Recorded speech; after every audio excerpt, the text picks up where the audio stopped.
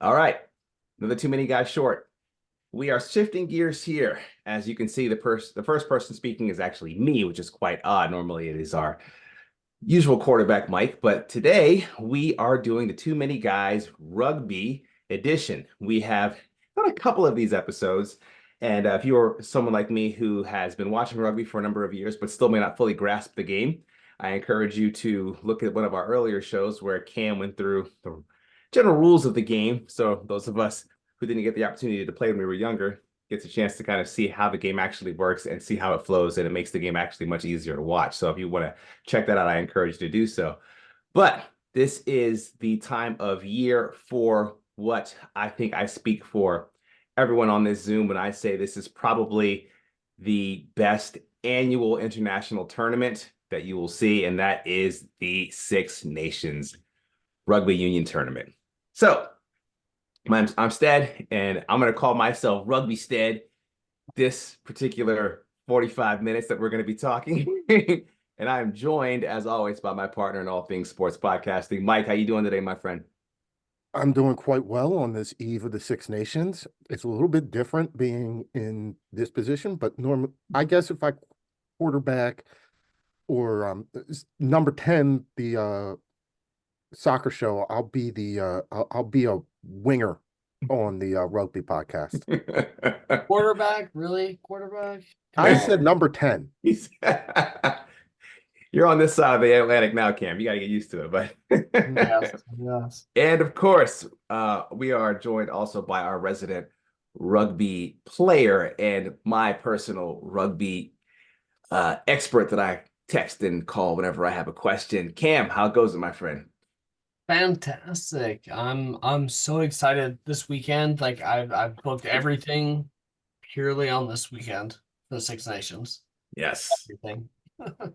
Yes, this really truly is. If you have not had the chance to really get into this tournament, this is a fantastic tournament. It's a fantastic tournament because I think what I love most about it is while it is the international tournament, at least from what my knowledge of this tournament is, I could easily be speaking out of turn here, so I'm not going to act like what I'm saying is fact, but it seems as if we have this home and away situation where you don't have a host nation. So you don't have France hosting all six teams or Italy hosting all six teams. Is you have to fly to their home stadium and they fly to your home stadium. And yeah, and also it's not necessarily that you're going to play each team twice and it's not all going to be even. And even in this year particularly, you having to go the teams that are playing home games or away games in France, you have to go to three different stadiums. So you have three different experiences as well. And as I'm sure we can all know, those of us who watch soccer will know that playing in Paris is probably much different than playing in Marseille. And so there is lots of little underlying nuances and stories. And the fact that you have a chance to really create drama and rivalries in an international perspective, and you know that's going to be revisited annually. Every year, this is going to happen. Every year, this is going to come up. So, for those of us who have not yet caught on to the club game or who have not yet caught on to how vast just the term rugby is applied to so many different styles of the game, this is a great way to introduce yourself to the sport. So, I encourage you, if you have not, it's on Peacock and you can watch the replays. And rugby can be a little tight of a community, but they're slowly opening up their doors. They're welcoming more fans in, and hopefully more shows like this. There's also plenty of rugby material on YouTube. I encourage you to check that out and get history of the game and hear from people who actually truly have played this growing up, because it is a growing game in this part of the world. And I encourage more people here in the good old North America to take a stab at it, because it is a lot of fun. It is a lot of fun. But talking too much here. I'm going to be mostly just lobbing some softballs and sitting back and letting the two people who have showed and taught and given me most of my knowledge is Cam and Mike. So, Mike and Cam has done much more of the knowledge. Mike has exposed me to the fun of rugby. I mean, Mike, look, I will say this to the day I die. That experience we had watching New Zealand play against the United States was just the best. I mean, that was awesome. That was awesome. The USA lost 4,000 to 6, but or 7 or 5. I don't know, but it was still a fantastic experience. And of course, watching rugby games at the pubs and trying to navigate through some of the characters that were at that one game, Mike, that you know exactly who I'm talking about. But They're all going to be out there tomorrow too. yes. So it's going to be an interesting time. The Six Nations brings out the real, true, hardcore rugby fans. And that's not to say that the people who watch the World Cup aren't, but you definitely get some very, very interesting characters that you feel like you're going to end up spending mornings with over the course of the next like 6, 7 weeks. Mhm. And it becomes a really interesting thing. So yeah, we're going to get started tomorrow There's a deep bond in rugby. I mean, you're absolutely right. Like, I mean, like you're American, like you and Stead are American. Like we created that bond. I'm, from Scotland, sort of thing. We created that bond. Mhm. I think rugby is becoming a much bigger thing in the US. Mhm. It's especially when they host the World Cup over here, I think it's going to be Yeah, really big. that's gonna be And massive. the one Yeah. thing that I have found about rugby fans by and large is that they are not as elitist and cliquish Hmm. as some Yeah. other Hmm. fans of certain sports might be. Now, that being said, I haven't watched a ton of England games, but by and large, I found them to be, you go in, and even if you don't know, they'll be more than happy to kind of walk you through what they're seeing, why this is. Um, Having not played it as a young kid, but watched a lot more of it over the course, more recently, probably over it's been about a decade since, or more, maybe even closer to 13, 14 years since I watched my first Six Nations match. I'm getting more and more familiar and I'm able to understand the game. I'm not going to say 100% that I understand all the penalties all the time, but I have a better feel for what I'm seeing and things like that. And it's been in large part just going out and watching and having guys and gals explain to me what it is that what it is that I'm seeing. And when I have a question like, why was this a try versus that wasn't, or something like that, somebody's always willing to help me understand what it is that Hmm. I'm watching. Well, Yeah. that gives me all I need to know. Anytime I make a bet with you, it'll be, regarding like tries or penalties or things like that. I'll keep that in You can mind. make a bet with me on the penalties and you'll probably win, but I'm smart enough to not make bets that I know I'm probably going to lose. Hmm. The tries, I'm gotten a lot better at recognizing what is and what isn't. Mm. So I'm gonna tell you, you might not want to go that one, but definitely if you want to bet on whether or not something was penalty or is going to be a penalty, you might still could win that one. Yeah. All right, well, let's jump right into this. Since we're coming off a World Cup cycle with South Africa winning their fourth championship, and that was, less than a year ago.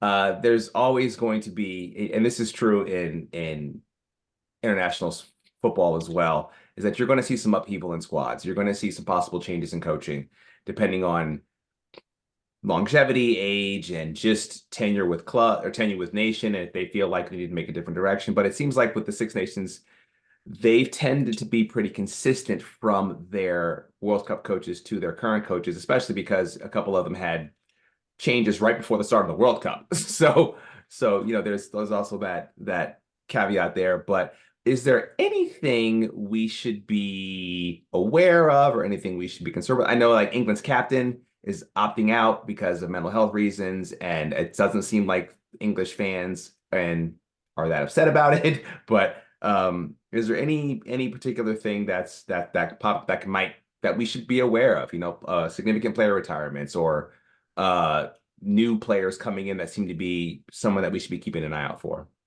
Cam, let's start with you. Mike, you go ahead. Go ahead, Mike. I'll start. I think the biggest one, and Cam, I'm pretty sure you would agree, the biggest miss is going to be Antoine Dupont, who is not playing for France after the World Cup. He decided to step away We got him playing the and Olympics, I think, right? Was it to try and sevens? play Yeah. Yep. sevens in the Olympics. Mhm. And so he's going to be probably the biggest miss. I would say a close second would be Johnny Sexton, who was the fly half for Ireland, who stepped down.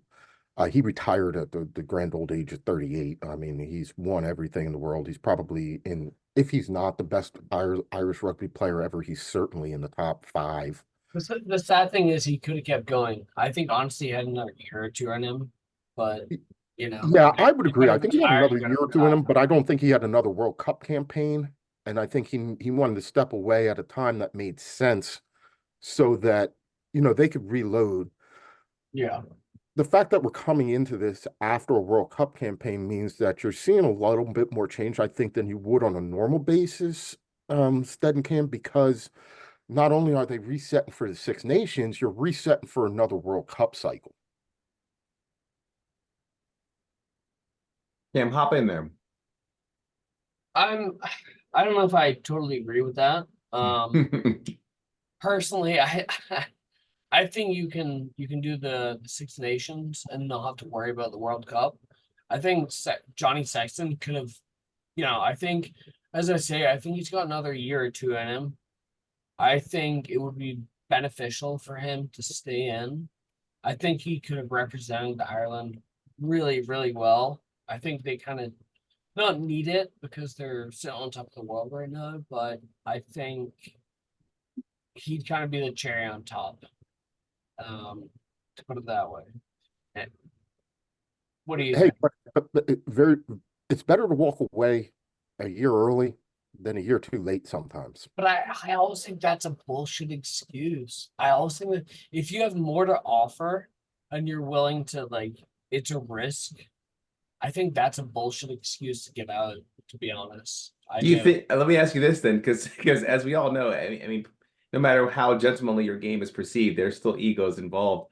Um, is there does he think that the person who's going to be coming and filling his place is someone who's going to just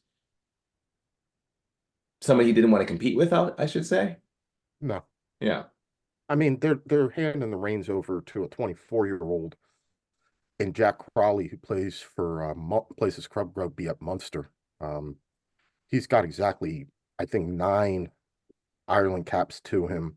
He was Sexton's backup in the World Cup, so he's played behind him a little bit. He's been in training camp with him, but it's not the same situation as you had when Sexton broke into the team and he was essentially taking the spot from Ronan O'Gara, who was another legendary Ireland rugby half.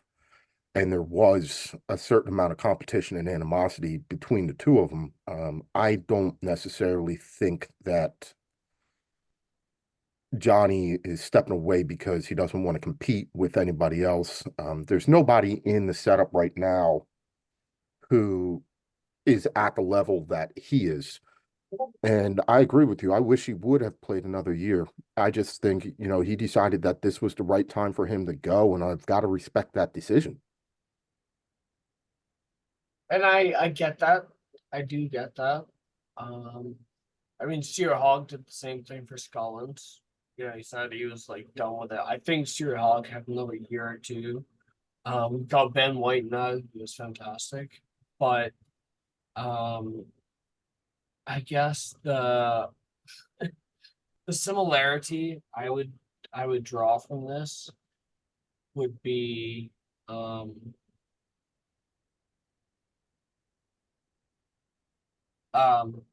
sorry Johnny Wilkinson for Marcus Smith. That is, I mean, Johnny Wilkinson was fantastic. Marcus Smith's taking over. He's a young boy, kind of inexperienced, but he's doing well, decently well. But in terms of Johnny Sexton, do you think do you think it's his time to leave, really, with what he has behind him? I think that if he wanted to play another couple of years, he probably could have. And if he had wanted to play another couple of years, I don't think that anybody would have told him no. I just think, look, you know how physical this game is, Cam, and it's when you get to a certain age and you're playing these games, it gets harder and harder and harder and harder and harder and harder and harder to recover. And Johnny's also not a guy who tends to come out of games very often. You know, when he gets pulled, they have to send somebody on with the giant hook to get him out. Yeah. Um,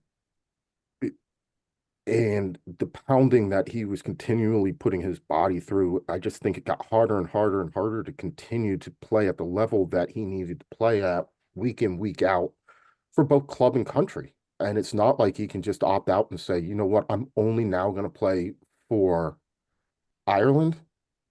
You know, with the way the central contracts and things are set up, you got to play the club game too. So he's looking at, you know, I've got to Yeah. do this, then I've got to do, you know, possibly a British and Irish Lions tour or something like that, and then the summer test matches. And he's just, you know, I'm 38 years old, dude. I'm not going to be playing in the next World Cup. Um, I won a Grand Slam at home and beat England in the last game to do it. Like, even though he had already announced that his intention to retire after the World Cup prior to last year's Six Nations, that's still a hell of a way to go out. Um, I, you know, again, I think he could completely contribute if he wanted to, but it seems like he just wants a break. It's not like he walked off to the field and into the coaching structure. Oh no, and I'm definitely not saying that whatsoever. I mean, he's an absolute legend in the world of rugby, and Mhm. whether He'll you be know, around. I mean, I think, you yeah, know, he's gonna pick up a club, man. When he decides he wants to, he'll probably get back into coaching. We've agree. seen what Ronan O'Gara has done with La Rochelle, taking them to two consecutive uh, Champions Cup Coupes, yeah, yeah. championships. So, Hmm. you know, if Andy Farrell wasn't coach of Ireland, if he had stepped down, you know, Ronan O'Gara would have been the next man up. Yeah. You got to believe that Sexton can do that if he wants to. So as far as it is stepping away, I mean, it's a massive, massive, massive loss. But I can kind of understand that one a little bit better than Antoine Dupont not being able to fit a Six Nations match into his schedule. So let's talk about that if you don't mind, Stead. That is wild to me. The number one, like I honestly consider DuPont the number one rugby player in the world right now. And Mhm. I'm taking into consideration like the Pacific region, they have fantastic players out there. But DuPont, I think, is a playmaker, is a finisher. He gets everything done. I'm mind blown at this.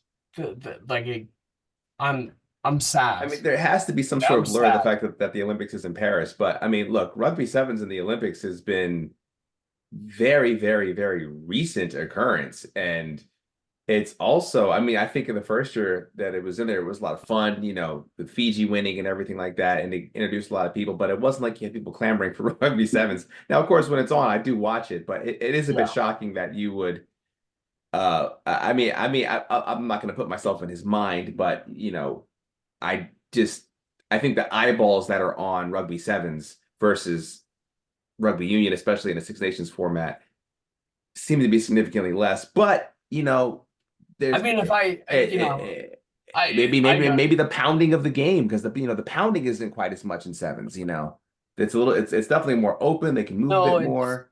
there's something else to. Oh, there's my cat in the Yeah, background. don't worry. Los Um, brings El Gato whenever he comes on, so you're good. no, but it's honestly, I find it. I'll be honest, like I find it sad. Dupont is such a beautiful player in the regular game of rugby that the fact that he feels like he has to go for the Olympics and things like that, like there's so many legends in the game that could have gone to the Olympics that never did and have become legends in the sport. And so I don't know. I'm a little confused by it. Yeah. Um, You got to wonder if the games weren't in Paris, would he be trying to participate? You know? exactly, Stead. Yeah. Exactly, Yeah. Stead. Yep. You're absolutely He, right on that one. he Mhm. basically said that if the games weren't in Paris, he wouldn't do it. Yeah. But But it's some then of the that enters into the whole thing, like, well, just like you're playing rugby, like, excuse my French, but like, fuck the Olympics, like you're on such a track to be a legend in rugby, you would give that up to get a gold medal. And so many people at the end of the day get gold medals at the Olympics. You could be a rugby legend though. And look, it's not it's granted I haven't kept up with sevens, but a lot of the smaller countries that, you could tell they may not have the depth to compete in union, but they do very well in sevens. that's So kind of the point Oh, is they that do, yeah, but it's the point he's of it. not from a So smaller country. that's He's my point. from It's like France. it's Yeah, not yeah. like it's not like you've been playing for Samoa and you got a shot to maybe Right. get a medal, so you want to play sevens because I'm not gonna say it favors smaller countries, but it gives those smaller countries a shot to really compete and win, as we saw with Fiji. So it's just a little surprising. I do have to agree. I think it's a little surprising, but go ahead, Mike. You want to jump in one more I time? mean, again, I respect the man's decision to want to win a gold medal and think that he can lead France rugby to a gold medal. I question the need to, did you really need to basically drop out of professional rugby or step away from the national team for the season to do it? Hmm. Well, it was one or the other. That's the thing. It was a one or the other. I just, so he can't play for the French national team in the Six Nations if he's going to play French rugby. Yeah, because of the training camp. But that's the thing. The Olympics are in They're like in June or August. July. I think they're later than that. I know they're I'm gonna having look a, it I up. know there's the tournament, the 2024 Rugby Europe Championships. Hmm. The one reason why he's not playing Yeah, in they're in this July to tournament. August. That's Yeah. The Mhm. tournament starts on the 3rd. The game that we're talking about is on the 2nd. I can understand that he may not want to try and play in a tournament that starts on the 3rd, having played a full national team game against Ireland on the 2nd. Is this a matter of they feel like they need to get him in used to the game? I mean, he's been playing rugby. The fundamentals of the sevens, I know is open. I know it's different. I know the coverage and what you have to do is a lot different. He's going to have different responsibilities. But I'm also not like I'm asking Unai Antonio and all 6'5", 350 pounds to go out and run around and play sevens. I mean, this guy is the captain in the a half for the French national team. We just said he's one of the most athletic, gifted players in the world at He's a junior. ridiculous human being. He's a ridiculous human being. So I just feel like even in the main game of the sevens, he can quickly integrate himself. You give him a month, you give him 2 months of training camp to get Hmm. to the guys and their movement. I just don't think that he had to permanently suspend this. Now, I'll be real honest, from somebody who's not rooting for the French team to win, like I'm overjoyed because I suddenly think that's a massive miss. They're going in with, Jalabert and Galbert is fucking ridiculous. he is, He's but a he's a he's not. menace to society. He's a menace to Yeah, but society. Jalabert is not Antoine Dupont, and I know. Luku is not Entamac. You're going with your third and fourth choice halfbacks. I mean, there is a drop off, just like we talked about. There's going to be a sizable drop off in between Johnny Sexton and Jack Crawley. There is a drop off. Now, you're right. The Bordeaux pair can be menaces to society, and they're amazing. And we'll get into the ins and outs of this tie later. I still think it favors the French, but you're looking at it, it's like when you see that those two guys aren't on the team sheet, it's that old one. It's the old Dumb and Dumber thing. So you're telling me there's a chance. Hmm. Well, let's segue then, because it's I think it's almost poetic justice that the opening game of the tournament is between the two teams that are going to be competing, at least from the favorites perspective, as it's going to be Ireland or France. That's who's going to win. It's going to be Ireland or France. This game takes place in France, and I believe this game takes place in Marseille. Yes. And They are so not playing any they're of the Six Nations games at the Stade de France, no. which So again, you talk about there's no Marseille is rugby mad. The Velodrome is an interesting place to play. Guess what? It's not the Stade de France. Yeah. And I look, mean, I don't think French rugby has lost in the Stade de France since Napoleon was king. Which is yeah. fucking absurd because they have like it's such a weird stadium. I don't know if you guys have been there. I've been there. It's a weird fucking stadium. Well, But the, it's called Velodrome. oh, Like what the Well, it's like it's The Marseille Stadium. I mean, it's like it sounds like I'm watching a Mad Max movie, you know. I thought that's But what yes, yes, but yes, yes, yes. having seen footage of games that are played in that stadium, that might not be that wrong of a characteristic for this place to be. But let's just say this though, you're talking about, you know, we have Sexton retiring, and you have the new blood coming in, which at least that was expected and they're planning for, versus France, who's losing their talisman. But this game's in Marseille, and it's a lot farther to get to Marseille than it is to play in Paris. And um, you have this setting the tone for the tournament in a way. How do you guys see this game coming out, and what impact is this going to have for the rest of the tournament, especially on the other four teams that are competing? Mm. I'm gonna let you go first, Cam. All right. So in terms of the teams here, Wales is I feel for Wales right now. They've got some Well, older players. hold off on Wales. Hold off on Wales. We're going to talk about Wales in a minute. We're talking France, Ireland. Oh, we're talking France, Ireland. Talking Oh, France, okay. Ireland. Yeah. Sorry. Yeah, what do you see is going to happen here, I and was how is looking this at going to pictures set of the my tone for the rest of wife. the tournament? That like mess my head up. Uh, so Ireland has such a strong youth academy right now that I honestly think that they're gonna be the guys that take over Six Nations this year.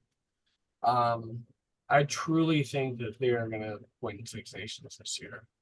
France is good. I forget the coach's name. Oh, Gaultier.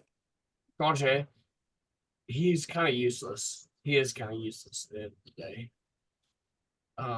He's he he doesn't identify the other teams and their weak points very well, is what I've seen. So I think Ireland's gonna win it this year. So you see Ireland beating France in this opening game? Yes. Yep. Will Ireland get the bonus points this opening game, or is it going to be a close one? Bonus points. All right. Yeah, I say bonus points. I say bonus points. Mike, what do you think? Down for that, boys. I'll buy anyone else that disagrees a pint. Mike, what do you think? I think they get a bonus point, but I don't think they get the one that they want.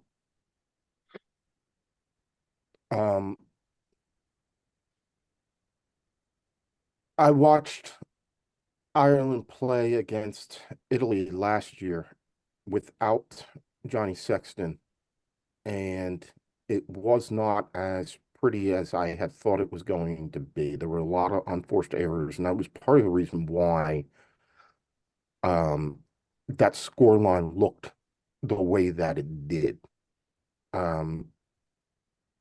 I don't, as much as I believe in Andy Farrell, and I think that he's probably one, if he's not the best international manager right now, you know, it's 1-2 with him and Erasmus, depending on whether Erasmus is actually managing or just a director of South African football. You never know.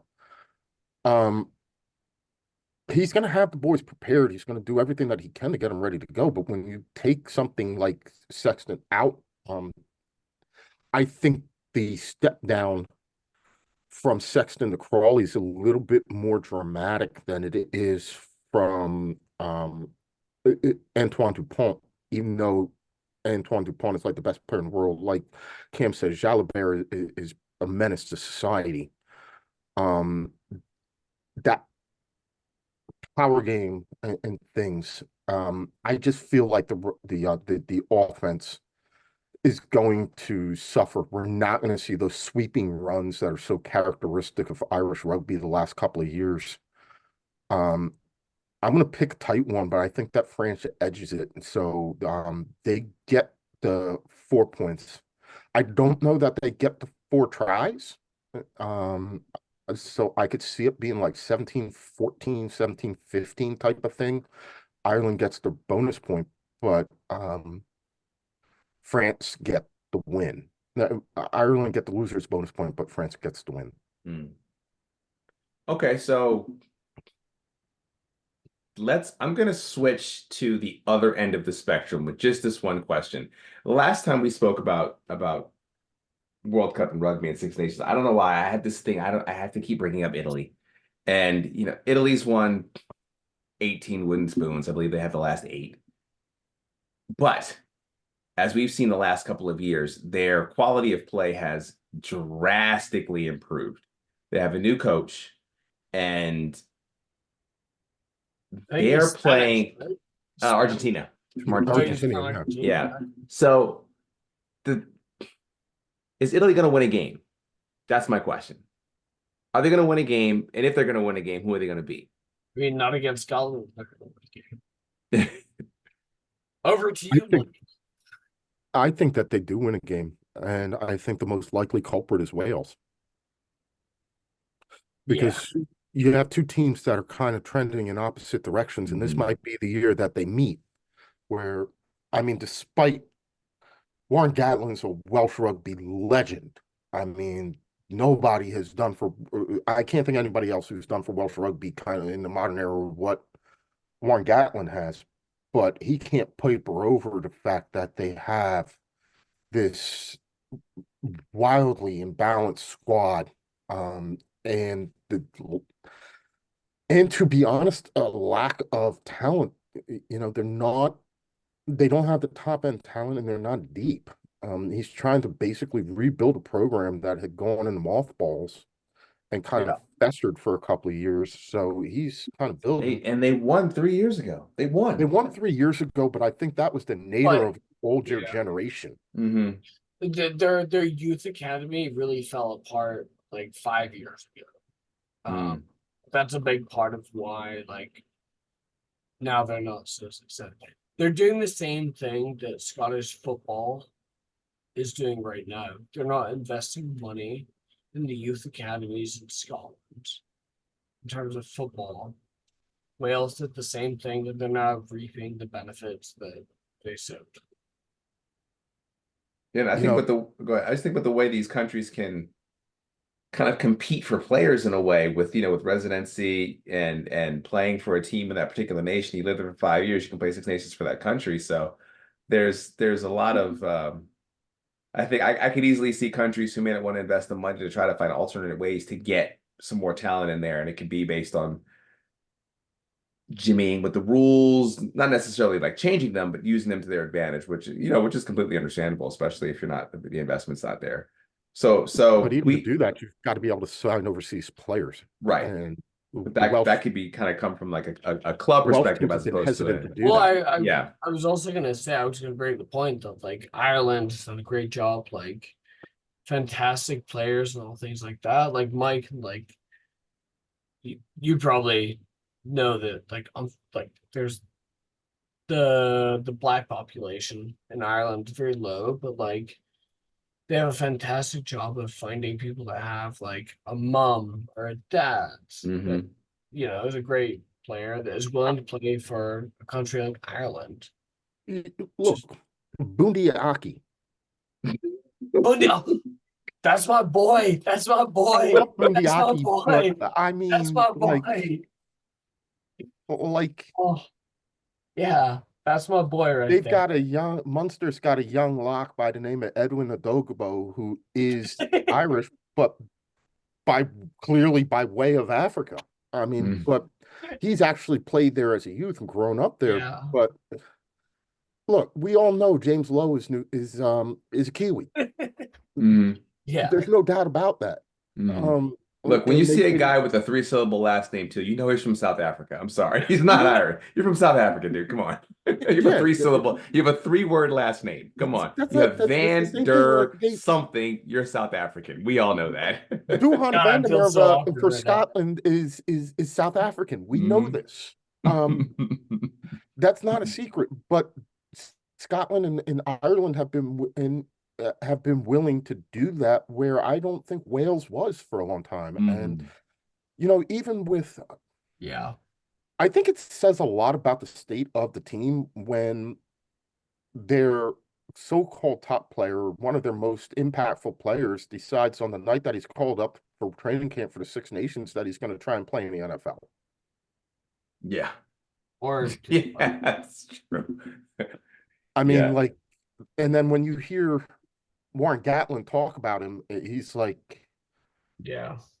I needed you, but I really don't have any use for you anymore. So it's whatever. And that's why I think, like, Italy, I got to believe if there's one game that I favor them. I've seen publications that said that they might beat England this weekend. I don't see that Yeah, I happening. don't see that That's a happening. bridge Yeah. Yeah. too far. No. But instead, like, the English national team is going to play five debutantes. I don't know when they haven't done that in like 20 years. Wow. Yeah. Debutante. I like how you put that. Hmm. Like Yeah. they're playing that's unheard of. So 1/3 of your team has never played an international match. That's unheard of. So when you talk about going back to your first question, yeah, all the sides have a lot of turnover. Hmm. Hmm. Um,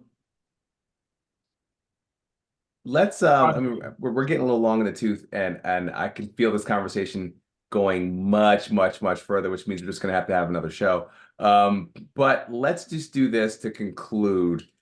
Um, Cam, I'm gonna give you the chance first, though. Start with where's Scotland gonna finish? What's Scotland gonna do? And then rank your teams 1 to 6.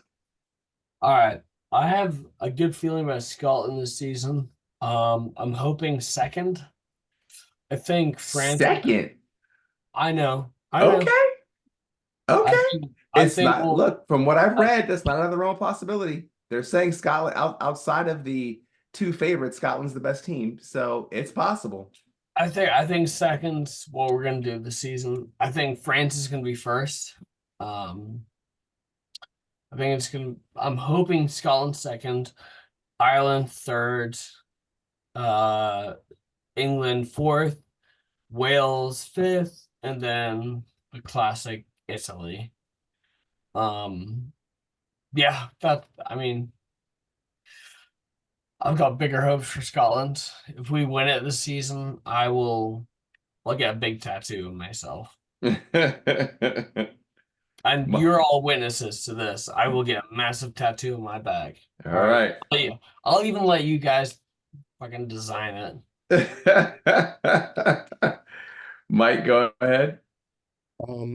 I think France take the Grand Slam.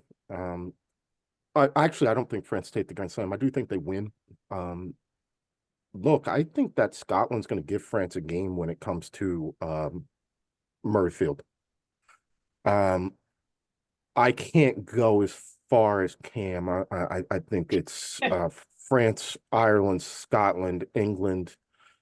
Um, but then I'm going to shake it up a little bit. I think that Italy get the win, and I'm not sure that Wales do. I just don't see where Wales' other win is coming from. Yeah. Mike, I'm on the page with you. I see Cam, look, man. In my recency bias from what I've watched, it just seems like Scotland tends to shoot Be themselves open in with the it. Be foot. open, man. Be open. Just They like let just it go. they Let it go. seem to just kind of fall apart later as things, you know what I mean? Yes, that's how Scotland works. Yeah, Scotland works in so the I fact that I like we do I so well and then we fall yeah, apart. I But see. Yeah, I we're now see. transitioning a little bit here. And I think Rory Darge with the captaincy will help us out a little bit here. And Yeah, I'll but put he's not even he's out for the first game. Yeah, but Scotland played Wales the first game. So no, now, Rory Darge, he's not at the first game. Yeah, he is. Darge? Yes, the How? What co-captain. God, I what was the just fuck reading that happened? today. He's I not in the think starting lineup for the first match against Wales. is this game in Cardiff? Yeah. Ye- And I don't believe Scotland's ever won in Cardiff. they did last time around. Did they? Okay. So, No, I'm sorry. This one is in Murrayfield. okay. They play Ireland in Aviva, I think, in the second round. Okay. So we have um no, Scotland play Wales at home. Wales is at home this game. Okay. And but Scotland can I think Scotland can beat Wales. I do.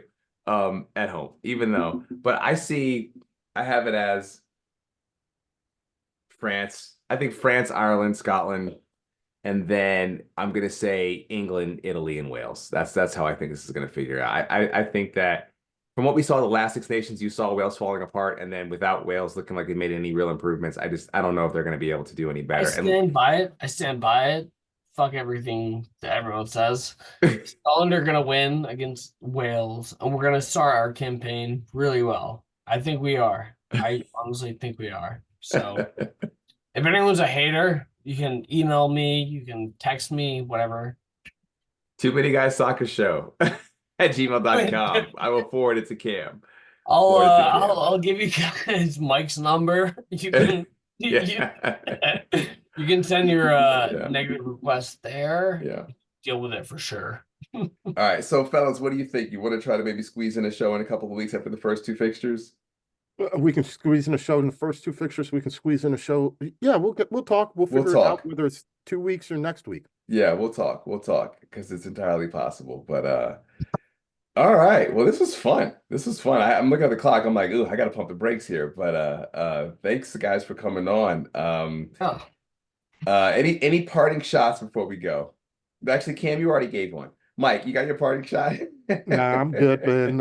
I'm just looking forward to tomorrow. It's going to be Ireland may not always win the game, but the one thing I know is we've never lost a party. Very true. Very true. All right. Well, for My Cam, only parting shot is fuck all of y'all. Scotland is a strong goddamn country, and we will overcome. telling All you, right? man. With your We'll bagpipes and your overcome. kilts. Yep.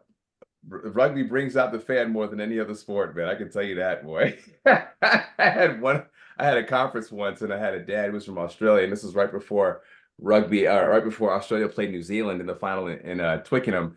And I think that we talked about his kid for about 30 to 40 seconds, and that's about it. And I just asked him one question about rugby, and that took over the whole conference. That was it. That's all he wanted to talk about. So if you're watching this show and you made it to the end, I'm encouraging you, please tune in. You will have a very good time. If you know anybody who's interested in watching this tournament at any sort of watering hole, follow them, go, and just have a good time and make sure your Uber app is ready. So for Cam and Mike, Stead, you're such a beautiful human being. Mike, you're also a beautiful human being. Stead is like more responsible, I feel like, but He always has been. Somebody's got to keep me in line. All I'm right, shutting gentlemen, it it's been down. fun. But Cam and Mike, man, I'm Stead. Thank you guys for coming on. all right, boys. Have a I good one. appreciate Take y'all. care.